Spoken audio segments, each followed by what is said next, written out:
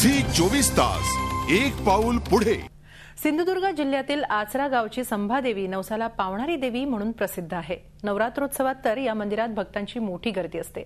जिल्ह्याच्या कानाकोपऱ्यातून भक्तगण देवीच्या दर्शनासाठी गर्दी करतात। पाहूया आचऱ्याच्या संभादेवीचा महिमा।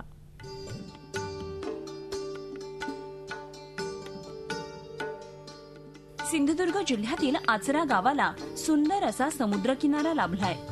किनारपट्टीवरच गावकरवाडी, गाऊडवाडी, पांगेवाडी अशा वाड्या वसल्यात। या वाड्यांच्या मध्यभागी वसलंय ते संभादेवीचं मंदिर। संभादेवीची मंदिरं तशी मोजकीच आहेत, त्यामुळेच आचऱ्याच्या संभादेवीच्या मंदिराकडे भक्तांचा नेहमीच ओढा असतो। हिरवीगार माडबाग आणि कोकणातील कौलारू घर असं चित्र मंदिराच्या परिसरात पाहायला मिळतं। मंदिर 100 वर्ष जुनं आहे, त्यामुळे पर्यटकांनाही ते आकर्षित करतं। संभादेवी म्हणजे शंकराला साम म्हटलं जातं आणि त्यावरून या देवीचं नाव संभादेवी असं पडलेलं आहे। परिसरामध्ये म्हणजे मालवण तालुका किंवा सिंधुदुर्गामध्ये अशी संभादेवीची मंदिरं फार कमी आहेत। त्यापैकी हे आचरा गाऊडवाडी येथील संभादेवीचं एक मंदिर आहे। आचऱ्याच्या या निसर्गसुंदर संभादेवी मंदिराकडे भक्तांचा नियमित ओढा असतो। ही देवी विशेषतः माहेर वाशिणीची देवी म्हणून प्रसिद्ध आहे। नवरात्र उत्सवात फुगडी आणि दांडिया अशा पारंपरिक स्पर्धाही होतात। अनेक भाविक या उत्सवात सहभागी होतात आणि नवरात्रीमध्ये इथे फार मोठा उत्सव असतो।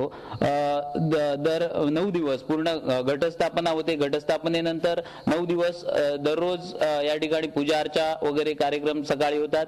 त्यानंतर महाप्रसाद सर्वांसाठी असतो। विविध कार्यक्रम असतात, ज्यामध्ये महिलांची भजनं, रांगोळी स्पर्धा किंवा इतर लहान मुलांच्या विविध स्पर्धा असा भरगच्च 9 दिवसांचा कार्यक्रम होतो।